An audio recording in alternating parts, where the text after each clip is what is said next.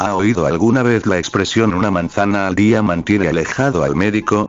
La mayoría supone, sin ninguna razón para pensar lo contrario, que se trata simplemente de una rima fácil de recordar que enfatiza la importancia de comer alimentos saludables para los niños pequeños, pero el dicho no se originó como un recordatorio inofensivo. Nació en un pueblo fronterizo en los primeros años de la fiebre del oro, donde la comida era escasa y el dinero aún más escaso. Un mes de agosto, cuando una grave sequía azotaba la región, una serie de matanzas sangrientas arrasaron la ciudad. Cada noche, una sola casa era asaltada y cualquiera que viera al invasor era asesinado rápida y brutalmente. Nunca se robaba nada, excepto algunas sobras de comida. Después de 2 semanas de esta situación, el tendero local dejó unas cuantas manzanas y un vaso de leche en la plaza del pueblo durante la noche. Luego se escondió en la torre de la iglesia con la esperanza de ver a alguien que pasara por allí. Luchando contra la fatiga, el tendero esperó a que apareciera alguna señal de vida abajo. Poco después de medianoche, fue recompensado con una visión escalofriante. Un hombre, que llevaba una bolsa negra llena de herramientas de metal de un brillo opaco y cubierto de pies a cabeza con vendas de tela, apareció tambaleándose. Se detuvo al ver las manzanas y la leche, luego giró la cabeza como si buscara a quien se atreviera a tratarlo con condescendencia. Presa del miedo, el tendero se escondió y permaneció oculto hasta el amanecer. El extraño hombre solo había cogido una de las manzanas y ni siquiera había tocado el vaso de leche. No se asaltó ninguna casa y nadie murió. Durante décadas, el pueblo siguió colocando 1 o 2 manzanas cada noche, incluso mucho después de que dejara de desaparecer una sola.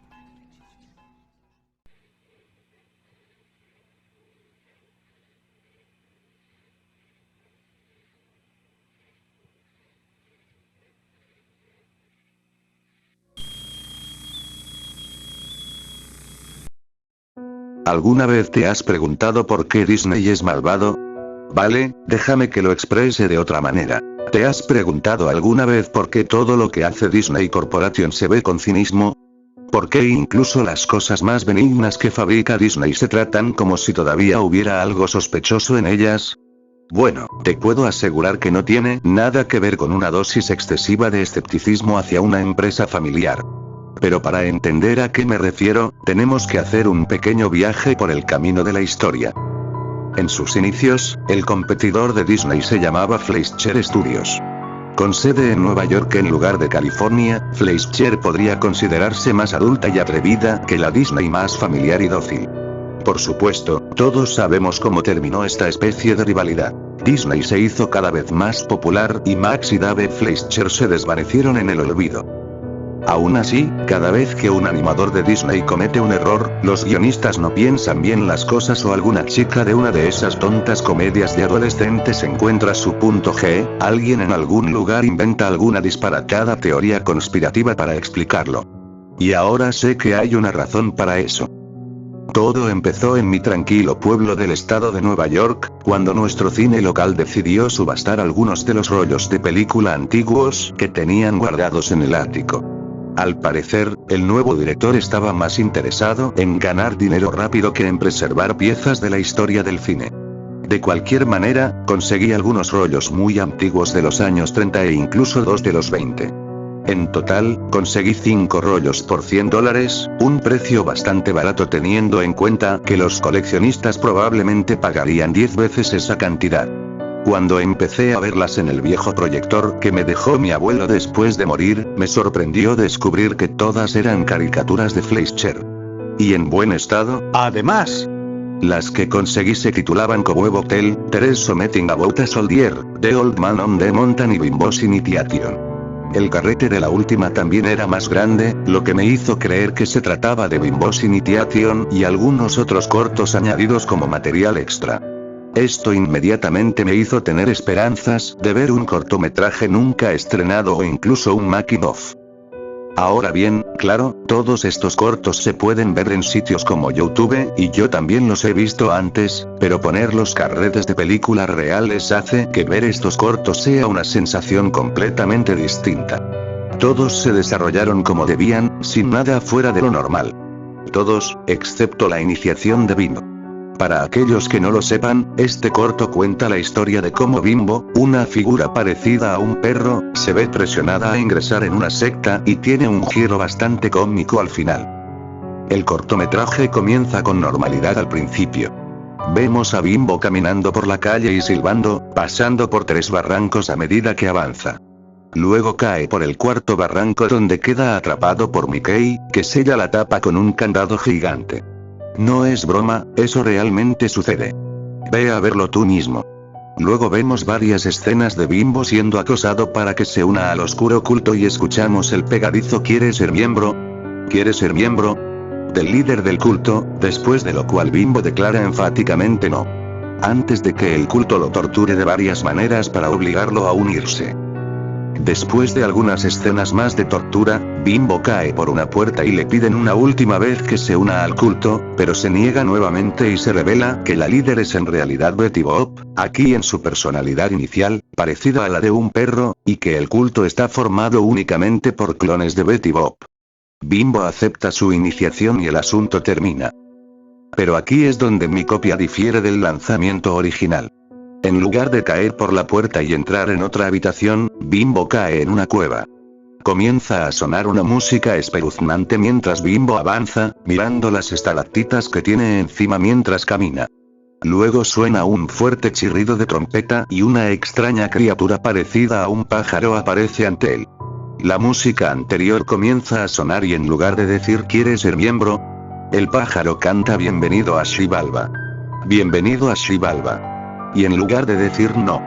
Bimbo simplemente mira al pájaro al principio, luego rompe la 4.ª pared, antes de que sus ojos se abran mientras muestra una amplia y espeluznante sonrisa, antes de que el corto se desvanezca a negro durante unos buenos 3 minutos. Me quedé desconcertado y apagué el proyector inmediatamente.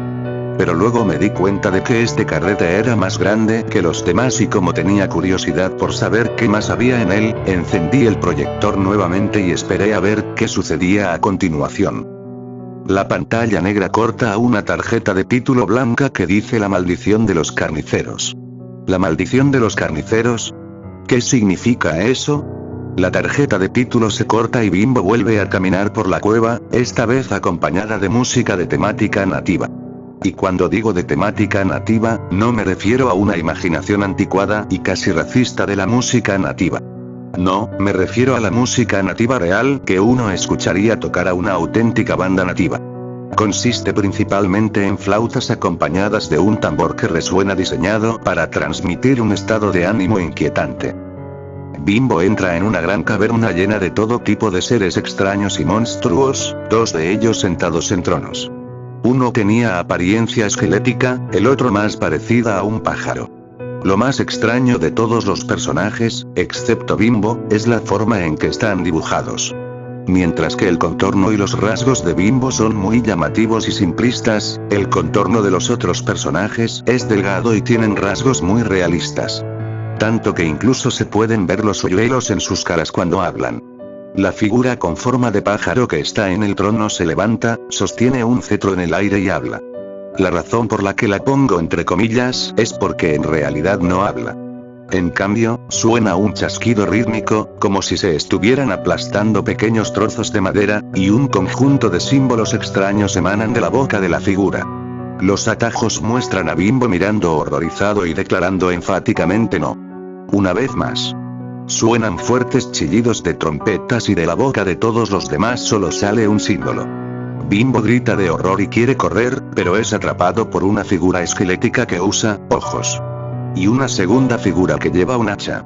Arrancan violentamente la camisa de Bimbo y lo sacan de la caverna. Lo que sucede a continuación es difícil de describir. Ojos. Y una segunda figura que lleva un hacha. Arrancan violentamente la camisa de Bimbo y lo sacan de la caverna. Lo que sucede a continuación es difícil de describir. El esqueleto y el monstruo con hacha llevan a Bimbo a una pequeña habitación con un único altar manchado de sangre en el medio. Atan a Bimbo a él y se miran. Luego vemos un primer plano de cada una de las figuras sonriendo. Esto se combina con primeros planos de las caras de Max y Gabe. Primero el esqueleto, luego Max, seguido por el monstruo con hacha y luego Gabe. Ellos también están sonriendo. Pero no es una sonrisa amable como si posaran para una foto o algo similar. Es más bien una sonrisa trastornada que comienza como una mueca, luego se vuelve cada vez más enloquecedora a medida que avanzan los primeros planos. Esto continúa durante aproximadamente un minuto. Luego, la película corta a la garganta de Bimbo mientras vemos el hacha balanceándose dentro y fuera del marco, y tan pronto como corta la cabeza de Bimbo, los atajos a un primer plano de un cachorro muerto y decapitado de una especie de gran felino sangrando por su garganta. El primer plano se disuelve en una forma de caricatura de la toma y las dos figuras se ríen y carcajadas mientras Bimbo no está a la vista. Los tambores comienzan a sonar de nuevo mientras la cabeza decapitada es llevada al centro de la habitación cavernosa anterior, donde vemos una efigie de Walt Disney. Max y Dave Fleischer en forma de dibujos animados entran y la otra figura esquelética en un trono les habla.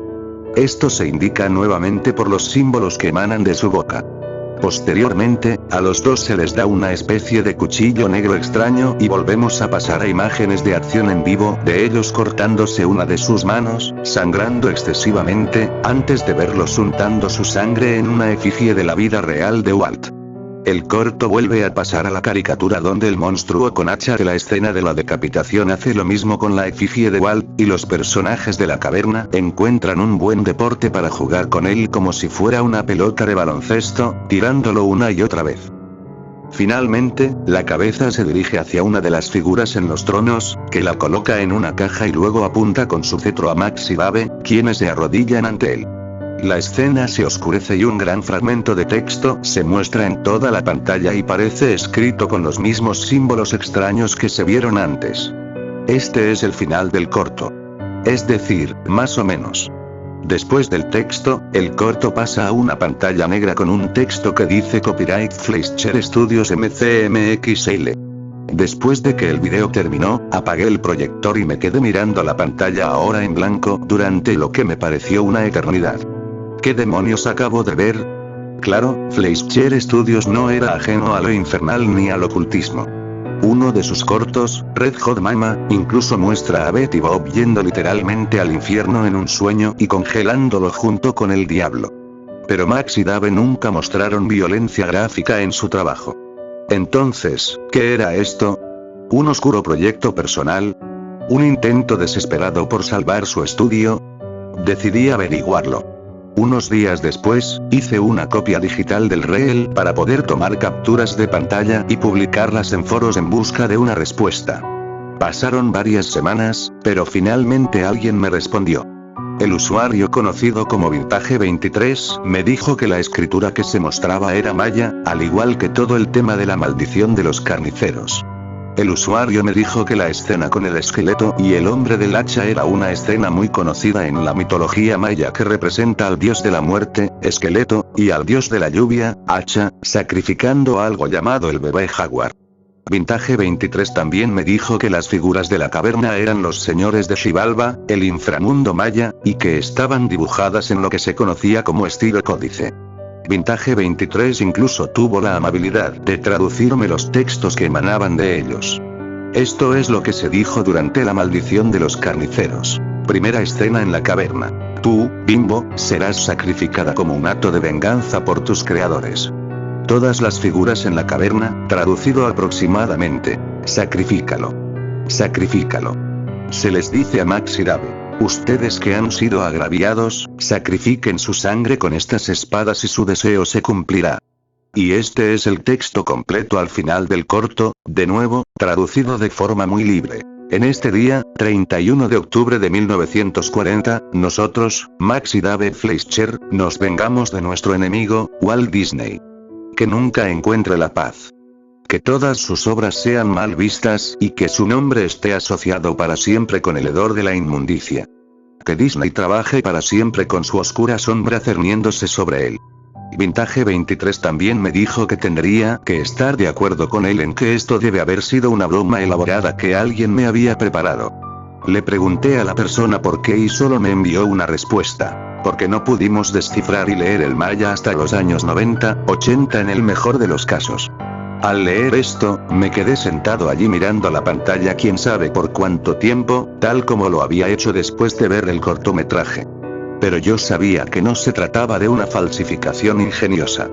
No podía serlo. Como recordarás, compré este rollo en una subasta en el cine de mi barrio, donde había estado en el ático quién sabe cuánto tiempo. Si esto realmente era una falsificación, significaría que alguien en algún lugar tendría que haber aprendido a dibujar y animar como los Fleischer, aprender a dibujar y animar las figuras mayas, aprender a leer y escribir en maya, grabar la música adicional, encontrar el metraje de acción en vivo, aprender antiguas técnicas de edición de video y luego pegarlo en un rollo de película. ¿Y para qué? ¿Para dejarlo pudrirse en el desván de algún teatro de pueblo? Esto era claramente real. Pero, ¿qué sentido tenía todo esto? ¿Cómo aprendieron Max y Dave a leer y escribir en maya décadas antes de que los lingüistas e historiadores lo descubrieran? ¿Y cuál fue el papel de Walt en todo esto? Esto despertó mi curiosidad y comencé a investigar sobre todo esto. Sobre Fleischer Studios, su relación con Disney, la desaparición de los primeros y el ascenso de los segundos, y los diversos mitos, leyendas y rumores que rodean a la corporación Disney. Y entonces todo cobró sentido para mí. En 1940, los estudios Fleischer estaban a punto de cerrar sus puertas, cerraron definitivamente en 1942, pero los Fleischer no estaban dispuestos a irse sin luchar. Así que maldijeron a su competidor y la imagen familiar de Disney se convirtió en su lastre. Todo lo que produjera a partir de entonces estaría manchado o impregnado de un aura de cinismo. Por eso surgen estas teorías conspirativas, y por eso leemos historias espeluznantes una tras otra dedicadas al ratón y a la imagen familiar. La erección del obispo en La Sirenita, el incesto involuntario implícito en El Rey León, la foto de prueba traviesa en Los Rescatadores, la transformación radical de Miley Cyrus de santurrona asentada desnuda sobre una bola de demolición. Todas estas cosas son el resultado de haber sido maldecida hace casi 100 años. Es por esto que todo lo que hace la corporación Disney es visto con cinismo.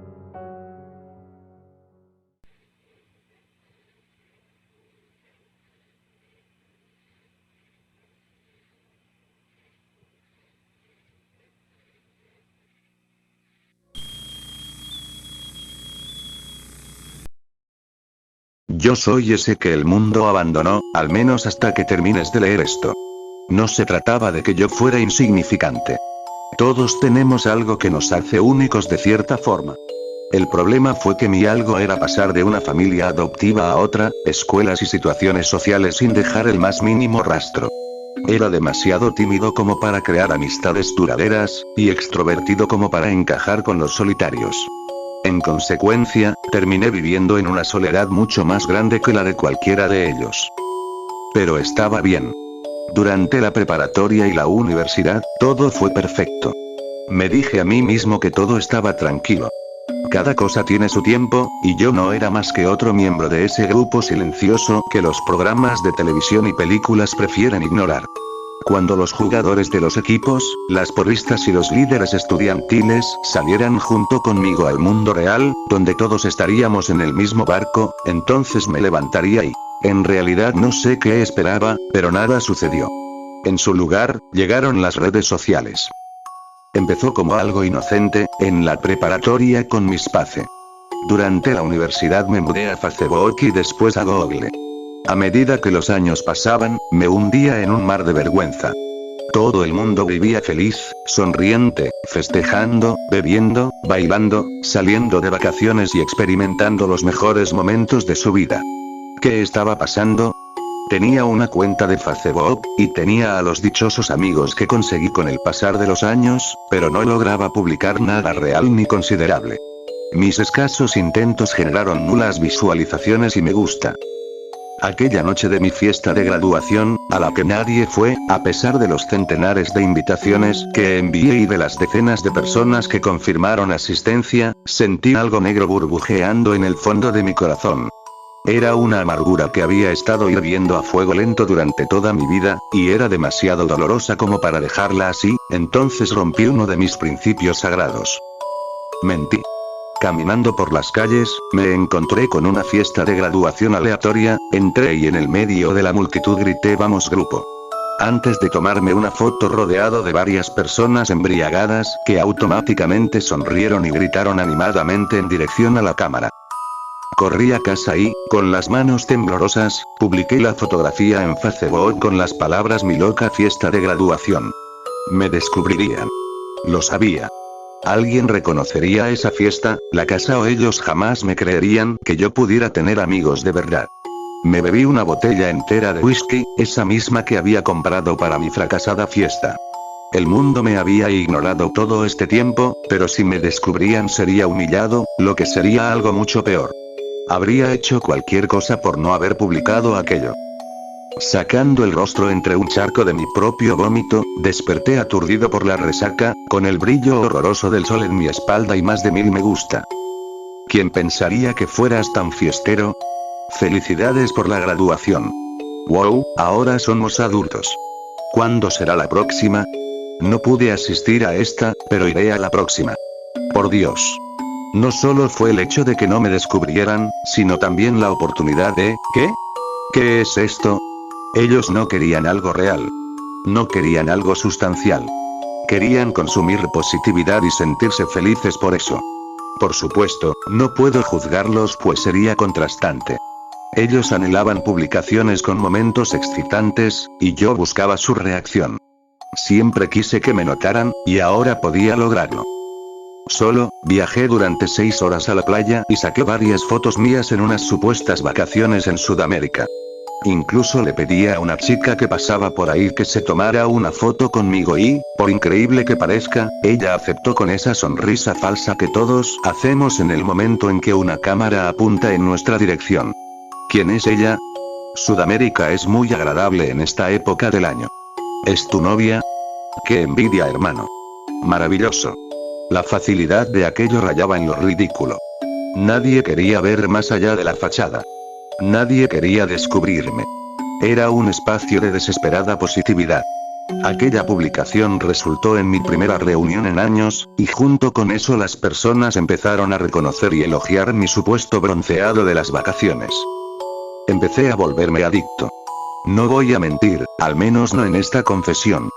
Eran fiestas llenas de glamour, las mejores noches de mi vida, y después de eso encuentros maravillosos, cada uno con más osadía que el anterior. La cosa más maravillosa fue que mi fantástica vida en línea empezó a sacar mi vida real de la oscuridad. Las personas me saludaban en la calle, las chicas me invitaban a salir e incluso un profesor me ofreció un empleo con un buen salario por haber visto en Facebook que me estaba yendo bien. Me dijo en la cara que creía que me convertiría en un don nadie, y que lo había sorprendido. Aquello fue como un golpe en el estómago, pero sonreí, apreté su mano, acepté el empleo y lo usé para moldear aún más mi vida en línea. Claro, nada de esto hacía la diferencia cuando me encontraba solo. Cuando regresaba a casa, a mi pequeño apartamento, y me sentaba a ver Netflix, no había nada más que hacer que aceptar que aquella vida era falsa. Eso hacía las cosas mucho más dolorosas. Quería que esos momentos de mi vida simplemente se fueran, aquellos momentos donde era invisible por no poder compartir en internet. A veces pienso si todas las otras personas también se sienten tan aisladas y solitarias como yo. Desde aquella primera noche en que descubrí toda esa magia, no reduje ni un poco el consumo de alcohol, ni en cantidad ni en frecuencia. Sentado a solas y con una botella en la mano, revisaba un mensaje que había recibido de una chica que realmente me gustaba. Oye, disculpa, me divertí mucho en la cita, pero creo que no te puedo seguir los pasos. Eres popular y extrovertido y yo soy más del tipo que se queda en casa a ver películas. Espero que entiendas. Las carcajadas no se detuvieron. Crecieron en mi pecho hasta que no pude respirar, hasta que no aguanté más, hasta que se convirtieron en algo parecido a un grito nacido de la ironía más sombría. No había forma de conciliar mi extravagante vida en línea con la básica vida offline que llevaba. Tampoco podía admitir ante nadie lo que había hecho, y ciertamente no podía detenerme. Entonces bebí. Y después bebí más. Y después tomé unas píldoras para mi dolor de cabeza. Y después tomé un café, bebí un poco más, y tomé unas píldoras para ayudarme a dormir. Sintiéndome peor que en cualquier otro momento de mi vida, tomé algunos analgésicos. Y después tomé algunos más, por si el dolor de cabeza regresaba. Y así sucede a veces. No siempre es un suicidio. En ocasiones simplemente las personas están perdidas y confundidas, hundiéndose de forma inevitable, sofocándose con su propio dolor. Sacando el rostro entre un charco de mi propio vómito, desperté aturdido por la resaca, con el brillo horroroso del sol en mi espalda y más de 1000 me gusta. En algún momento de aquel nebuloso estado de conciencia producido por las pastillas y el alcohol, publiqué algo sobre festejar como si no hubiera mañana, y los fisgones se la creyeron. Incluso había sacado fotos de las píldoras diciendo que eran éxtasis, y nadie dijo nada aunque era obvio que se trataba de analgésicos normales. No querían la verdad. El poder de la negación es abrumante y maravilloso. Es tan maravilloso que ninguno de ellos quería creer que me había matado la noche anterior. A pesar de las historias en mis publicaciones llenas de mentiras, querían creer que yo había festejado y tenido una de las mejores noches de mi vida otra vez. De nuevo, las consecuencias que sucederían en mis momentos de soledad solo me pertenecían a mí. Lo primero que noté, más o menos una hora después de despertar, fue que no lograba sentir los latidos de mi corazón. Me puse de pie y sin camisa frente al espejo y me examiné. No tenía heridas y tampoco sangre. Había tenido una sobredosis, y eso hizo que pareciera a alguien normal. Seguramente todo aquello formaba parte de una alucinación. Aún debía estar drogado con los analgésicos, aunque todo lo demás pareciera normal, aunque estuviera un poco helado, elegí creer que estaba vivo. Mi respiración no hacía vaho en el espejo, no sentía el pulso y el termómetro indicaba que mi temperatura corporal era absolutamente baja, pero me rehusaba a aceptar lo evidente. De hecho, fui hasta el mercado y compré algunas cosas. La empleada tomó el dinero, empacó las cosas y me deseó un buen día. Le sonreí a una persona en la calle, me devolvió la sonrisa y asintió con la cabeza. Estaba vivo. Debía estarlo. Empezó a hacerse más difícil para mí moverme, por lo que regresé a mi departamento y puse mi camisa sobre el espejo del baño para ver cómo mi piel iba adquiriendo tonos morados y grises. Googleando frenéticamente, descubrí que mis células estaban muriendo y mis venas rompiéndose. ¿Qué podía hacer? Solo se me ocurrió una idea, regresar a mi vicio. Sacándome fotos rápidamente, antes de que la decoloración llegara a mi rostro, capturé diversos ángulos y sonrisas. No sabía si sería capaz de tomar otras después de eso. Totalmente desquiciado, tiré mis cosas por todo el apartamento, publicando fiesta loca la de anoche, por lo menos hoy me siento genial. Cuando las visualizaciones y los me gusta empezaron a fluir, empecé a sentirme un poco mejor, mi movilidad también. Estaba en lo cierto. La misma fuerza de negación humana colectiva que me mantenía vivo en un cuerpo muerto, también podía darme energía. No podía estar fuera de casa durante mucho tiempo. Solo tenía el tiempo justo para ir al trabajo todos los días antes de hacer una nueva publicación. De repente, me convertí en la estrella de mi mundo falso. Entre más grandiosa la publicación, más me gusta recibía y entre más me gusta recibía, mis órganos parecían podrirse menos, pero nunca se revertía. Cada vez que quedaba atrapado en el tráfico o que me quedaba hasta tarde en el trabajo, una nueva parte de mí ennegrecía y se podría. Pero siempre encontraba una forma de regresar a casa y de usar suéteres de cuello para cubrir las heridas de podredumbre.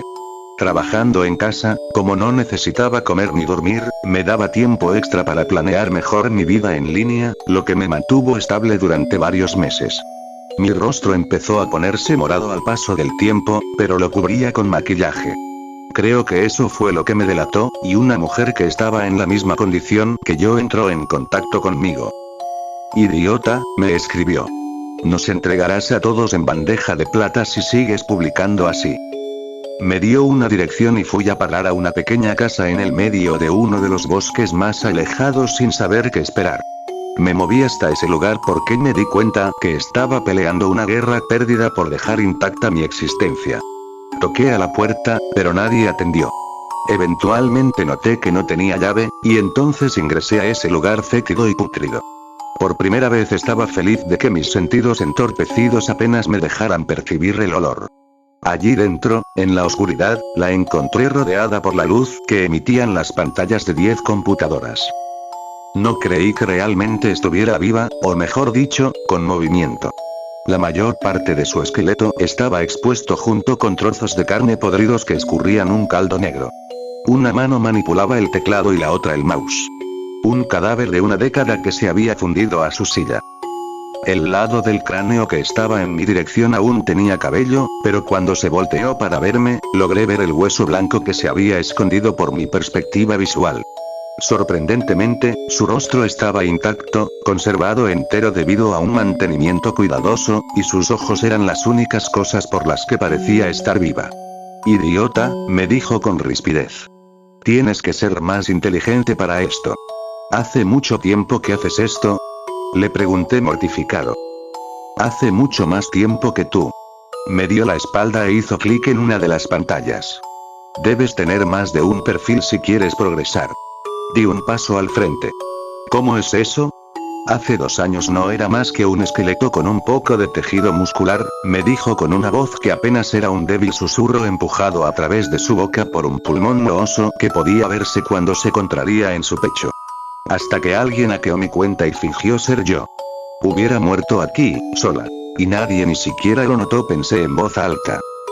Exacto. Si mi corazón hubiera sido capaz de latir, probablemente hubiera sentido una docena de cosas en ese instante.